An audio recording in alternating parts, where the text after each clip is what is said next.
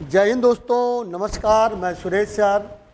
दोस्तों, आप लोगों के लिए हमने बहुत सारा मैटर तैयार किया है और हम उम्मीद रखते हैं कि अगर हमारा मैटर आप लोग अध्ययन करेंगे, पढ़ेंगे तो एनटीपीसी श्योर निकल जाएगा। ठीक है भाई, उसी पर्पज़ से हमने तैयार किया। अभी तक हम कई वीडियो आप लोगों के पास भेज चुके हैं। सबसे भारत में प्रथम, सबसे ऊंचा, सबसे छोटा, ये जो स्टैटिक जीके में आते हैं दोस्तों। तो आज हम स्टैटिक जीके का एक और वीडियो लेके आ रहे हैं, आगे भी अभी हम लेकर आएंगे। तो हमारा आज का दोस्तों है एसएससी, सीजीएल, एमटीएस, आरआरबी और एनटीपीसी लोक संस्कृति। तो लोक संस्कृति से क्वेश्चन आने ही आना है दोस्तों। तो आइए दोस्तों, हम लोग आगे बढ़ते हैं, बीच बीच में भी चर्चा होती रहेगी। तो दोस्तों, हमारा आज का पहला प्रश्न आ जाता है कि वह कपड़ा कौन सा जिसे भारत के स्वतंत्रता संग्राम का प्रतीक होने का गौरव हुआ। तो स्वतंत्रता संग्राम में हमारे जो नेता थे, जो लड़ाई लड़ रहे थे, ये कौन सा कपड़ा पहनते थे जो प्रतीक माना गया दोस्तों। तो चार ऑप्शन दिया, खादी है, रेशम है, ऊन है या पॉलिस्टर है। तो ध्यान रखिएगा, खादी कपड़ा जाएगा। तो खादी आंसर जाएगा दोस्तों। इसके बाद हम सेकंड क्वेश्चन पे आते हैं कि भारत का पहला पोशाक संग्रहालय कहाँ स्थापित किया गया। तो दोस्तों, भारत का पहला पोशाक संग्रहालय कहाँ स्थापित किया गया। तो ये गोवा में स्थापित किया गया है। ध्यान रखिएगा, आंसर दोस्तों गोवा जाएगा। इसके बाद दोस्तों हम आ जाते हैं कि थाका चित्रकला। थाका चित्रकला में सूत या रेशम से बने कपड़ों पर किस भगवान के चित्र होते हैं, बने होते हैं, किस भगवान के। कहता महावीर, बुद्ध, शिव या विष्णु। तो दोस्तों मैं आपको बता दें कि महात्मा बुद्ध का चित्र अंकित है। तो महात्मा बुद्ध आंसर जाएगा दोस्तों। ठीक है। इसके बाद दोस्तों हम आ जाते हैं कि मैसूर पेटा एक पारंपरिक पोशाक है। तो दोस्तों मैसूर पोटा जो है, पेटा एक पारंपरिक पोशाक है। लेकिन दोस्तों ये किस राज्य का है, ये सब क्वेश्चन बहुत पूछे जाते हैं। जैसे अभी यूपी पुलिस में क्वेश्चन बहुत आए इस तरह के और सबका छूट गया। तो दोस्तों जिसे पहना जाता है कहाँ, कहता गुजरात, कर्नाटक, उत्तर प्रदेश या असम। तो हमारा दोस्तों आंसर क्या जाएगा, कर्नाटक। तो कर्नाटक जाएगा जवाब इसका। ठीक है, ध्यान रखिएगा, कर्नाटक में। इसके बाद दोस्तों हम आ जाते हैं, कहता है पोचमपल्ली एकत साड़ी और पोशाक सामग्री जो अपने पारंपरिक ज्यामिति पैटर्न के लिए प्रसिद्ध है, ये किस राज्य से संबंधित है। तो दोस्तों कहता है कि तेलंगाना से है या तमिलनाडु से है, कर्नाटक से है, केरल से है। ये जो दोस्तों पोचमपल्ली है, ये एकत साड़ी, ये जो पोशाक है दोस्तों, ये तेलंगाना आंसर जाएगा, तेलंगाना से संबंधित है। ठीक है, तो तेलंगाना आंसर जाएगा दोस्तों। इसके बाद हम आते हैं कि पंचे, कहता है कि पंचे किस राज्य के पुरुषों द्वारा पहने जाने वाला एक पारंपरिक सारंग है या पोशाक है। कहता है केरल, कर्नाटक, असम या सिक्किम। तो दोस्तों मैं आपको बता दें, ये कर्नाटक का है। पंचे जो है ये कर्नाटक का राज्य में पुरुषों द्वारा पहने जाने वाला एक पारंपरिक सारंग है। तो दोस्तों ये हमारा आंसर जाएगा कर्नाटका। इसके बाद दोस्तों हम आ जाते हैं कि पहाड़ी साड़ी। अगर दोस्तों पहाड़ी साड़ी की बात करते हैं कि पहाड़ी साड़ी किस राज्य से संबंधित है, कहता महाराष्ट्र, कर्नाटक, तमिलनाडु या केरल। तो दोस्तों इसका आंसर जाएगा महाराष्ट्र। तो महाराष्ट्र से संबंधित है। तो इसके बाद दोस्तों हम आ जाते हैं अगले क्वेश्चन में, गुजरात की पारंपरिक बुनाई को किस नाम से जाना जाता है। तो दोस्तों गुजरात की पारंपरिक बुनाई को किस नाम से जाना जाता है, कहता तुषार, काजीबरम, जमदानी या पोटाला। तो दोस्तों इसको कहते हैं पोटाला। तो पोटाला के नाम से जाना जाता है दोस्तों। इसके बाद दोस्तों हम आ जाते हैं कि राहिंदे की महिलाओं द्वारा ओढ़ा जाने वाला, मन ओढ़ने वाला ओढ़ा जाने वाला एक लंबा दुपट्टा है रहिंदे। ठीक है, लंबा दुपट्टा है ये जो रहिंदे है, जो उनके सिर को ठंडी हवा से बचाने के साथ साथ उनकी परंपरागत सामाजिक आत्मीयता को प्रदर्शित करता है। कहता उत्तर प्रदेश, मध्य प्रदेश, उत्तर प्रदेश, अरुणाचल प्रदेश या हिमाचल प्रदेश। तो दोस्तों मैं आपको बता दें कि हिमाचल प्रदेश का ये जो दुपट्टा रहिंदे ये हिमाचल प्रदेश की महिलाएं अपने सिर पर रखती हैं, अपने पारंपरिक वेशभूषा को धारण करती हैं दोस्तों। तो हमारा जाएगा आंसर हिमाचल प्रदेश। बिरजई, तो बिरजई और बंडी यानी सफ़ेद या काले रंग की जैकेट का एक प्रकार क्षेत्र में लोकप्रिय है। तो किस क्षेत्र में लोकप्रिय है दोस्तों? ठीक है, कहता बिरजई और बंडी। ठीक है, किस क्षेत्र में दोस्तों है? तो 4 ऑप्शनल आपकी स्क्रीन पर है, लद्दाख और कश्मीर, पश्चिमी घाट, बुंदेलखंड और मालवा या पूर्वोत्तर। तो दोस्तों याद रखिएगा बुंदेलखंड और मालवा में प्रचलित है, बुंदेलखंड और मालवा आंसर जाएगा।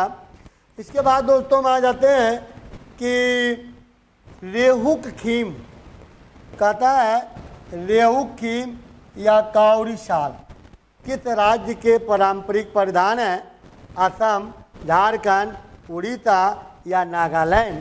तो दोस्तों मैं आपको बता दें ये जो रेहुक है ये नागालैंड का एक परिधान माना जाता है।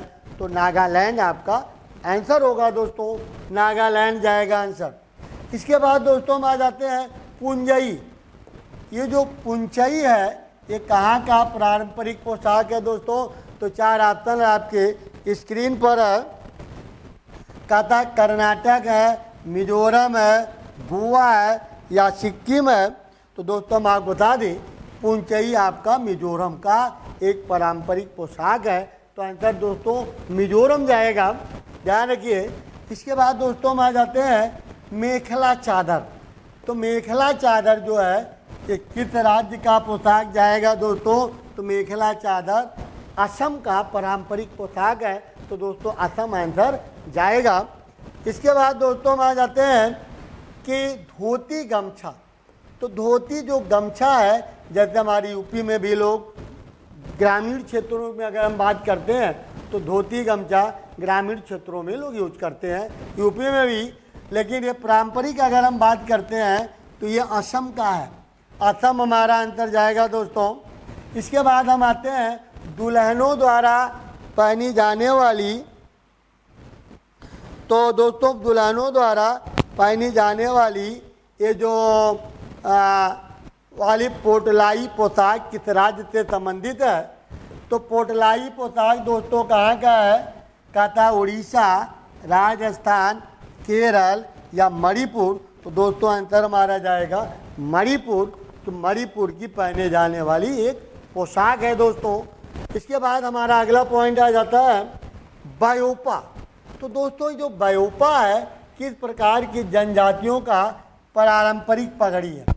तो किस राज्य की जनजातियों का पारंपरिक पगड़ी है? कहता झारखंड। ठीक है, कहता झारखंड का है या फिर अरुणाचल प्रदेश का या गोवा का या केरल का। तो दोस्तों मैं आपको बता दें ये आपका जाएगा अरुणाचल प्रदेश का एक जनजातियों द्वारा एक पारंपरिक पगड़ी है ये, यानी बायोपा। तो हमारा जाएगा आंसर अरुणाचल प्रदेश।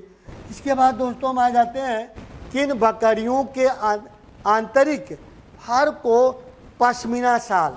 तो पश्मीना शाल जो है दोस्तों ये मालूम है पश्मीना शाल कहाँ पाई जाती है दोस्तों? पश्मीना शाल ये आपका पाई जाती है कश्मीरी बकरी से निकाली जाती है दोस्तों। तो कश्मीरी बकरी जाएगा।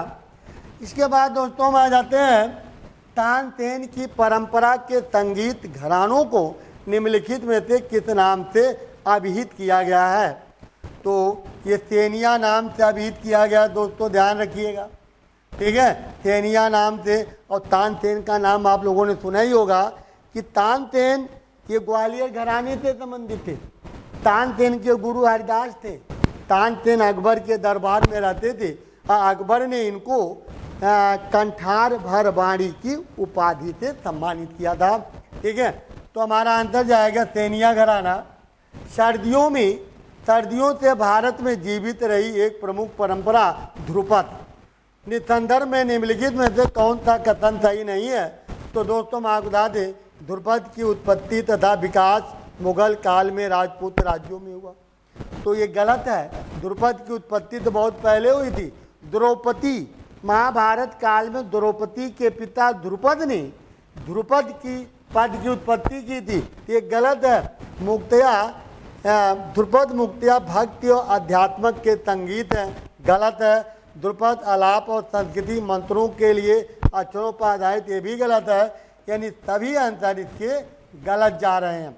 तो उपयुक्त तीनों गलत है।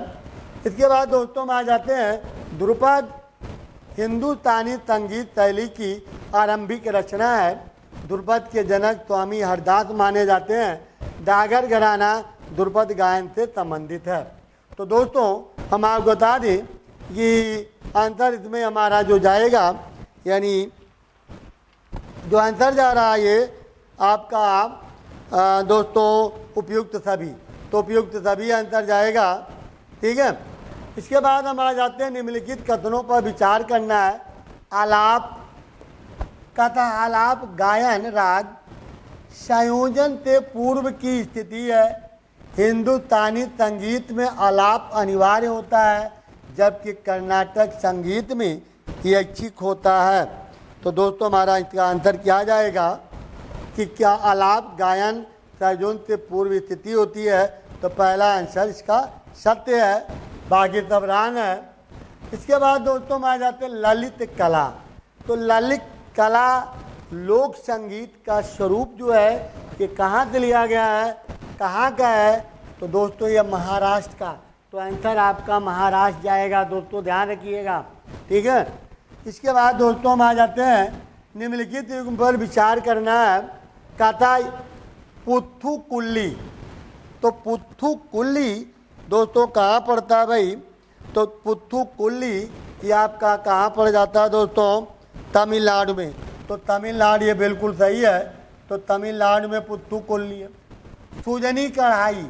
तो सूजनी कढ़ाई ये आपका महाराष्ट्र बिहार सही है।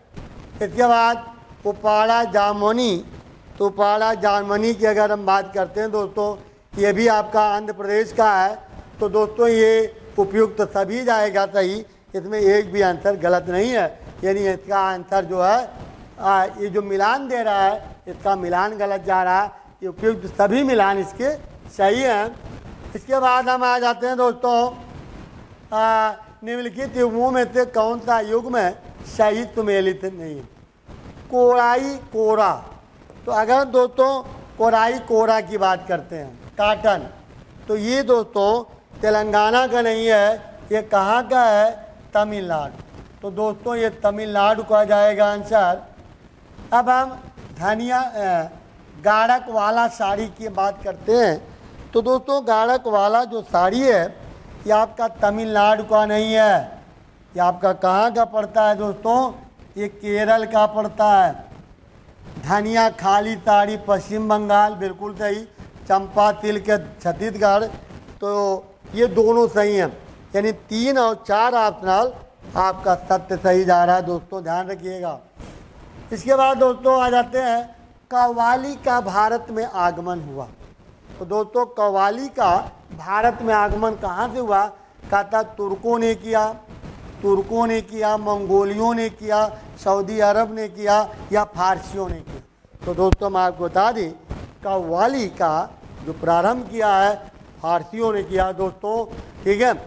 चलिए इसके बाद दोस्तों हमारा आज का क्लास वीडियो यहीं समाप्त होती है और हम आगे फिर मिलेंगे किसी तरह से नई नई वीडियो लेकर के हम आएंगे।